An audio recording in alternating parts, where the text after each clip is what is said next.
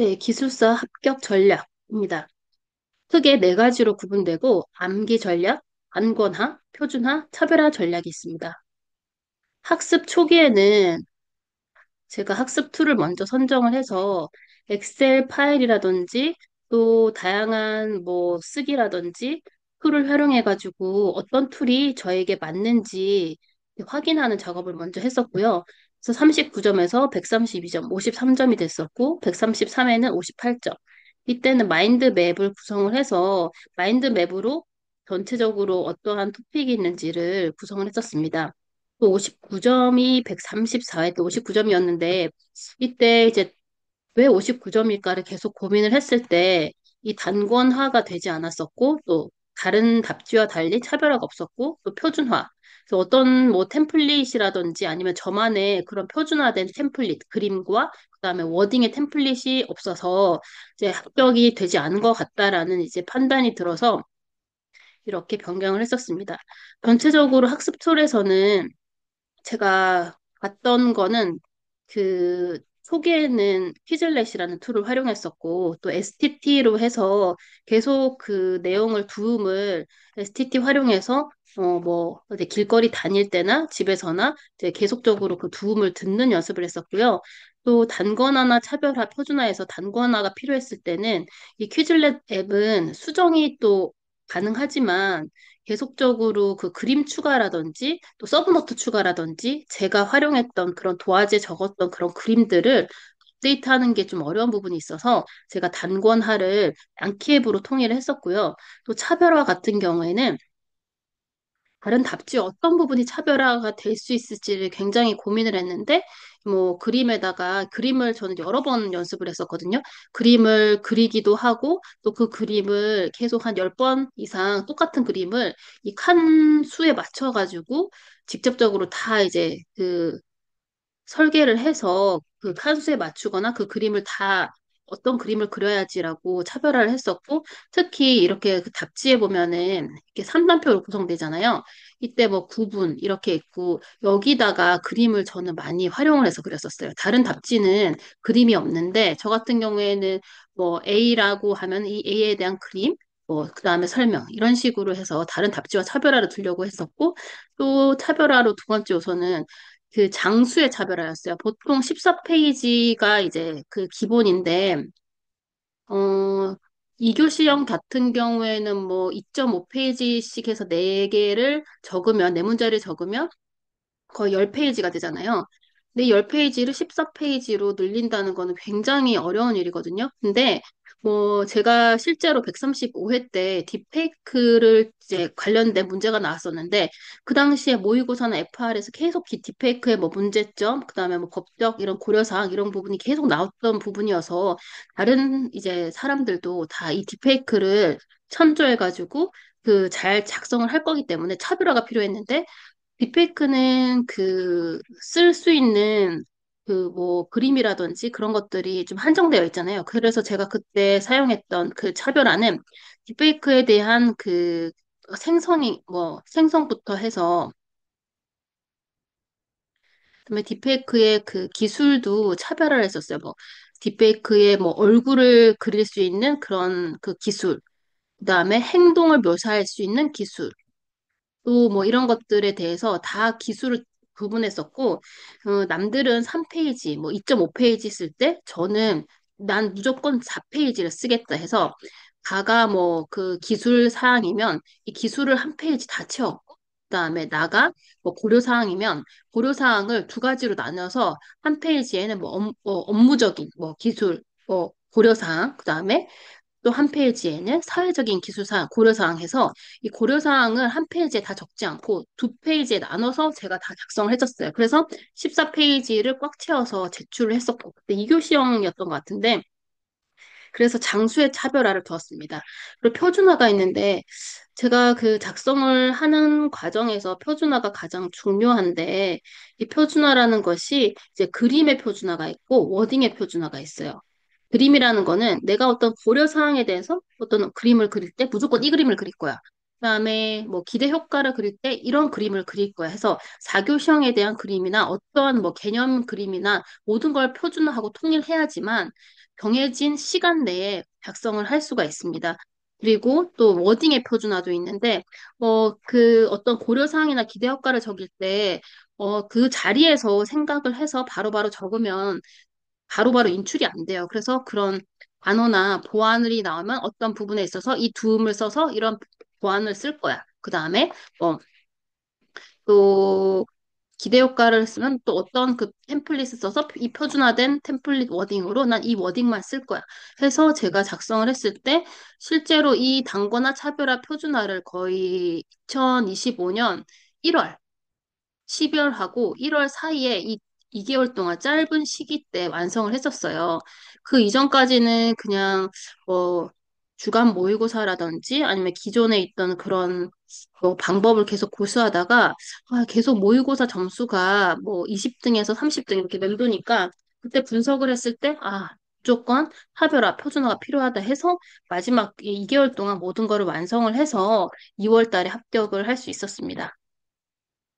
구체적으로 암기 전략에는 리스닝으로는 STT, 뭐 유튜브 쇼츠, 퀴즐렛, STT를 활용했었는데 이 퀴즐렛 앱 같은 경우에는 그 세트 내에 이 듣기 기능이 있습니다. 그래서 이 듣기 기능을 활용해가지고 잠시 들었었고 또 STT 앱은 제가 수시로 뭐 여러 가지 STT 앱이 있는데 무료도 있고 그 무료 앱 같은 경우에는 또 속도가 좀 느린 부분이 있어요. 그래서 속도를 좀 빠르게 하기 위해서 뭐 다양한 앱을 또 사용해가지고 무료 앱을 썼다가 또 유료 앱을 썼다가 해서 뭐 기본적으로 무료 앱을 사용한 거는 이 앱이었고요.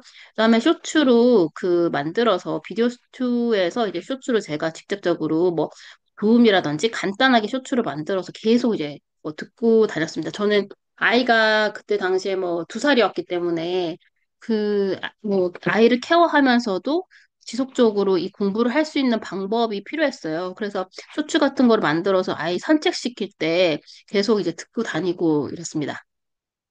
두 번째 암기 전략은 루킹입니다. 어, 보는 게 가장 중요하고 그냥 루킹이 아니라 오픈, 자주 봐야 됩니다. 얼마나 자주 봐야지 이제 되는가. 그 부분은 이제 앙키앱이나 원노트, 그다음에 퀴즐랩 앱을 활용했어요. 이제 퀴즐랩 앱은 초중기에 활용을 했었는데 이 퀴즐랩 앱이 좀 그림 추가가 한정되어 있어요. 뭐 한 가지, 두 가지. 한 두 개밖에 추가가 안 돼서 제가 유료를 사용하지 않아서 그런지 모르겠는데 어쨌든 그림 추가가 좀 어렵고 또 편집이 좀 어려웠습니다. 그래서 제가 이제 암키 앱으로 학습 후기에는 바꿨고요. 그다음에 원노트 같은 경우에는 그, 뭐, F1이라든지, 그 다음에 모의고사, 이 모의고사 같은 게, 전체적인 제가 다 출력을 해서, 3기난치를 다 출력을 해서 봤었었는데, 마지막에는 한 달 동안에는 계속적으로 파이널하고 모의고사가 자료가 추가되니까 이것들을 뭐 계속 출력해서 보기가 어려운 거예요. 그래서 이제 마지막에 있는 뭐 3개월치의 원노트, 뭐 FR이라든지 모의고사 내용을 원노트에 원본 그대로 넣어서 계속 보고 다녔어요. 그래서 아이 케어하면서 밥 먹이면서도 계속 보고 그래서 이렇게 툴을 활용했었습니다. 그래서 퓨즐랩 같은 경우에는 뭐 DB, 보안, IT 뭐 이런 식으로 소프트웨어식으로 과목별로 이렇게 세트를 활용했었고 이거가 이제 나중에 암키 앱으로 변경이 돼서 이렇게 또 세트별로 구분을 했었고 이 매트릭스 같은 경우에는 제가 표준화 중에서 어떤 워딩에 대한 표현을 했었던 거고, 135의 이 박유나 P 이 자료는 모의고사에서 특히 나올 만한 부분들을 제가 단권화해서 여기 넣었었고, 또 템플릿 같은 경우에는 그림 같은 거를 제가 넣었었습니다. F8 모의고사 또 파일, 원노트에 이 파일 원본을 그대로 넣어서 그냥 계속 보고 다녔어요.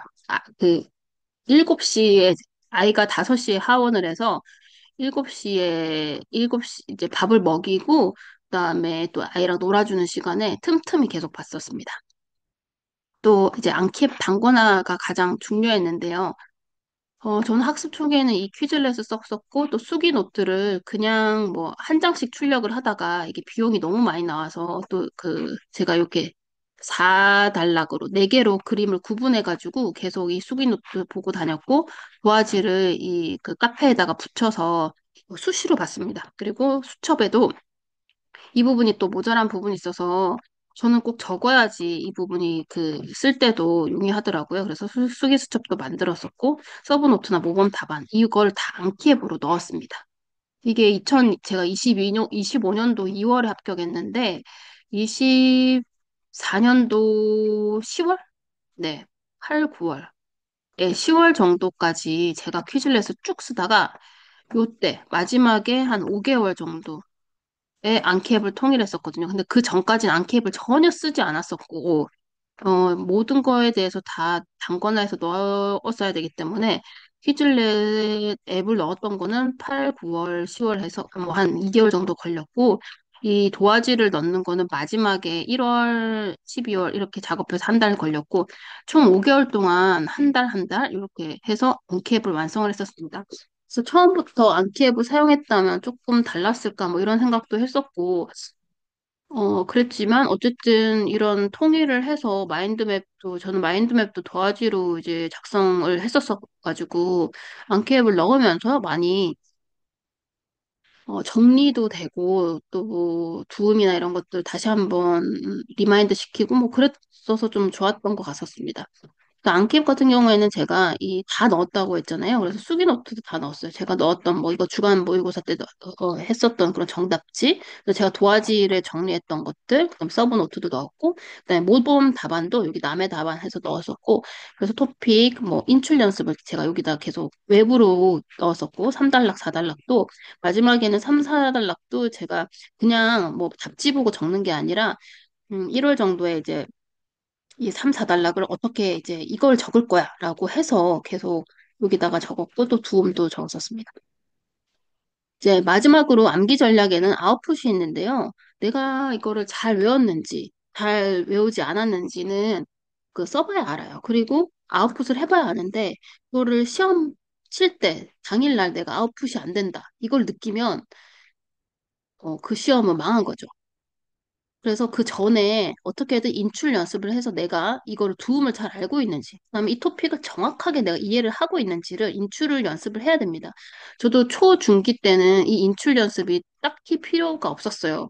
왜냐면 뭐 토픽이 너무 많고 외워야 될 게 너무 많으니까. 근데 후기에 가면 이런 것들이 필요하더라고요. 그래서 뭐 안키앱에 제가 아까 전에 보여드렸던 이 인출 연습에다가 적고 그다음에 엑셀 파일에다가도 그 계속 인출을 해서 이렇게 뭐 기신사 효율보 이거는 뭐 250, 110이야 뭐 이렇게 해서 계속 이렇게 자스제이군데 도움으로 계속 인출 연습을 했었고 또 이드로 마인드 맵 같은 경우에는 제가 원래 도화지에 마인드 맵을 그렸었어요. 도화지로 하는 이유는 도화지는 이제 그 독서실에 붙일 수 있으니까 A4지는 좀 붙이기가 어렵잖아요. 좀 크지 않으니까 그래서 도화지에다 계속 마인드맵도 작성을 했었는데 이거를 이제 이드로 마인드맵에 이제 다 업로드를 다시 했었습니다. 그래서 단권화의 필수 조건이 이건 제가 학습 후기에 깨달은 건데 그래서 조금 그 합격 기간이 늦어졌다고 생각을 하거든요. 그래서 이 부분이 필수 조건을 먼저 아시고 학습을 초기에 이 내용 네 가지 조건이 완성이 되는 학습 툴을 본인이 선택을 하시면 조금 더 합격 시간이 단축될 거라고 생각을 합니다. 그래서 수정이 가능해야 돼요. 이 토픽이 수시로 내가 아는 것들이 틀려지고 또 보는 것도 틀려지고 깊이가 틀려져요. 그때마다 수정이 가능해야 되는데 수정이 좀 어려운 부분이 있으면 색인이 돼야지 또 수정이 가능한데 이 수정 가능한 게 필기 같은 경우에는 수기 노트는 수정이 어려워요. 그래서 제가 뭐 화이트로 지웠다가 다시 수정을 해보고 했는데 이 필기 노트 같은 건 수정이 어렵더라고요. 또 색인 가능해야 되는데 퀴즐렛 앱 같은 경우에는 색인이 좀 어려워요.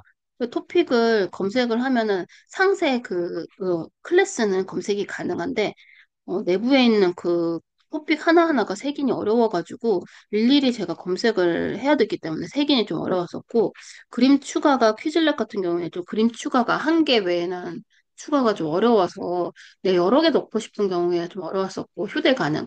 이 우리가 뭐 노트북도 쓰고 그다음에 핸드폰으로 저는 그 Z 폴더를 사용했었는데요. 그래서 수시로 들고 다니면서 앱으로 활용이 가능했기 때문에 이 휴대 가능. 이 앱으로 가능하다는 거죠. 이 네 가지 조건이 만족이 돼야지 이제 이 단권화가 가능하다는 결론을 내렸습니다. 그래서 앱 단권화와 수기노트 단권화가 있는데 수기노트 같은 경우에는 이렇게 제가 처음에 각 과목별로 하나씩 다 적었었거든요. 이게 그래서 58점 맞을 때가 130 2회였는데 그때는 이렇게 한 과씩 다 이렇게 다 봤었어요. 근데 마지막에 일주일 동안 이걸 돌려야 되는데 한 권씩 돌리려니까 너무 힘든 거예요. 그래서 그 다음에 134회 때도 이렇게 단권화를 못 했어가지고 이렇게 했었는데 135회 때는 아 이거 무조건 단권화를 해야지 빠른 시간 내에 돌리겠다 해서 요것들을 아는 것들을 빼고 이제 정답지와 오답지로 구분을 해서 정답지에는 뭐 6점하고 15점 이상 모의고사. 그다음에 오답지는 제가 틀렸던 것들, 좀 15점 이상이나 6점이 안 됐던 것들 모아서 하나로 이렇게 만들었었어요. 그다음에 앱 단권화가 서브노트라든지 여러 가지들을 이제 암기앱으로 일어나서 135회 때는 한 가지만 봤습니다. 두 개. 그 다음에 세 번째로는 표준화 전략인데요. 표준화라는 거는 템플릿이 표준화돼야 됩니다. 이 그림을 그려야 될지, 저 그림을 그려야 될지, 그 시험장에서 그 그림을 막 머릿속에 구상하고 있으면 그 시험은 틀리는 시험이에요. 그래서 나는 이렇게 그릴 거야. 아키텍처, 그 이교시험 개념은 무조건 이렇게 그릴 거고, 아키텍처는 이렇게 그릴 거야 하고, 자기만의 템플릿을 구성을 해야 됩니다. 그리고 거버넌스는 저 같은 경우는 이렇게 집 모양을 그리야지. 그럼 기대 효과는 이렇게 나비호 모양을 그려야지. 고려사항은 이렇게 이렇게 방사형으로 그려야지. 표준 설명은 이렇게 해야지. 해서 다 표준 템플릿을 구성을 했었고요. 제가 지금 모의고사를 여러 번 지금 출제를 했었는데 구글 드라이브를 통해서 제가 직접 이렇게 그리거든요. 그래서 다양한 이제 템플릿이 있다는 거를 그 답지에도 녹여내고 있는데 그런 내용도 참고하시면 좋을 것 같고요.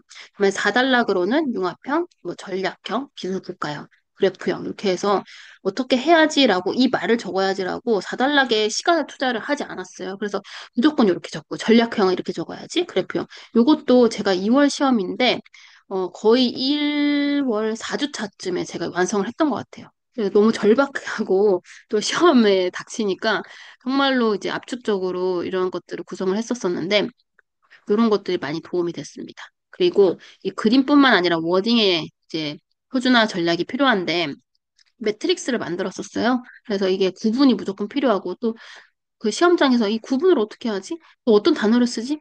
고민되잖아요. 그러면 무조건 앞에다가 뭘 적고 그다음에 뭐 금단현상, 그 뒤에 불투명성, 디지털 디바이드 이런 식의 말을 역기능스러운 냄새가 나는 것들을 적으면 그냥 사람들이 그냥 평가자들이 보기에 아 이게 역기능에 대한 내용이구나라고 이게 시장 왜곡, 혁신저해 뭐 이런 식으로 역기능 같잖아요. 근데 불평등이 아니라 뭐 평등, 완화, 뭐 준수 이런 식으로 적으면 아, 역기능이 아니구나라고 생각하기 때문에 그 스러운 단어들을 계속 적으려고 했었고 보안도 어떤 뭐 클라우드의 보안, 그다음에 그 업무적 보안, 그다음에 그뭐 여러 가지 보안이 문제가 굉장히 많이 출제돼서 되기 때문에 이런 것도 다 일어나 해서 나는 무조건 이제 구분을 이렇게 하고 이 단어만 적어야지 해서 뒤에다 루트킷, 뭐 브루트 포스, 뭐 클라우드의 보안이면은 뭐 계정의 루트킷, 뭐 세션 하이제킹 이런 식으로 계정을 적어야지라고 해서 일어나 있었습니다. 그래서 구분도 정치, 기술 조직, 인적 과학 프로젝트, 설계 구조 계획, 뭐 도입 발전 완성 등 이런 식으로 다 구분에 대해서도 여러 가지 제가 3개년치 모의고사를 봤었거든요. 모의고사를 다 출력을 했어요. 출력을 다 해서 그 제가 인쇄비가 거의 한 많이 들었어요. 근데 인쇄를 해가지고 다 봤었고 그 인쇄된 거를 통해서 구분을 어떻게 하는지를 다 이제 그 적어서 엑셀 파일에 이렇게 구분자도 작성을 했었습니다. 그리고 저는 특히 차별화 전략을 장수와 그림으로 두었었는데 나는 14페이지를 쓸 거야. 이것도 마지막에 제가 2월 시험이었는데 같이 공부하는 그 친구들이랑 14페이지 꼭 적어야 되냐. 무조건 2.5페이지면 되고 1교시형도 1.5페이지면 된다. 이거 충분하다. 이렇게 생각을 했었는데 정말 14페이지가 필요할까 했는데 마지막에 절박하고 그리고 뭐 쉬운 문제 같은 거 다 들어가는 문제는 차별화할 게 없어요. 그러면 페이지 수로 무조건 차별화를 해야 돼요. 그리고 제가 모의고사를 실질적으로 이제 평가를 하고 채점을 하면서 느낀 거는 장수를 본다는 거죠. 많이 잘 적었는데 키워드를 보지 않고 이 사람의 키워드가 적당히 들어가 있고 뭐 몇 페이지를 썼는지, 그 정성이 있는지, 그걸 무조건 보게 되더라고요. 그래서, 14페이지로 갔던 게 제가 마지막에 다른 그 기술사님의 합격 수기를 보고, 59점에서 계속 맴도는데 어떻게 해야 되나, 뭐, 그거를 이제 페이지 수로, 14페이지 수로 해서 완성을 했다라는 기술사님의 합격 전략을 마지막에 봤었거든요. 그래서 거의 그것 때도 2월 시험이었는데, 한 달 전에 그걸 보고, 굉장히 고민을 많이 했는데, 마지막에 파이널 때 14페이지를 한번 적어서 냈고, 2월에 시험에서도 14페이지 적었었어요.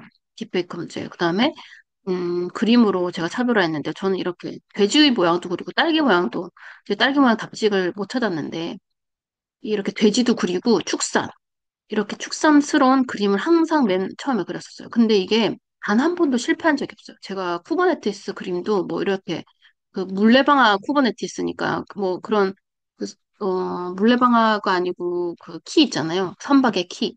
그래서 그런 것들을 그리고 이 그스러운 그림을 그렸을 때 항상 점수가 이렇게 높았어요. 이것도 15점이 아니라 15점이 이거는 이 그림 때문이다. 저 정확하게 내용이 틀렸었거든요. 그래도 내용이 틀려도 그림 하나로 좋은 평가를 받을 수 있다. 무조건 뭐 그림만으로는 아니겠지만, 여러 가지 뭐 단어도 포함되어 있고 했겠지만, 그다음에 도형도 이것도 제가 거의 한 20번 정도는 그려봤던 것 같아요. 그래서 이렇게 간단한 그림이 나오기까지는 엄청나게 많은 그림을 그려봤었고, 그래서 이렇게 가독성 있게 나는 그리겠다. 그래서 여러 가지를 그림도 되게 굉장히 고민을 많이 했었습니다.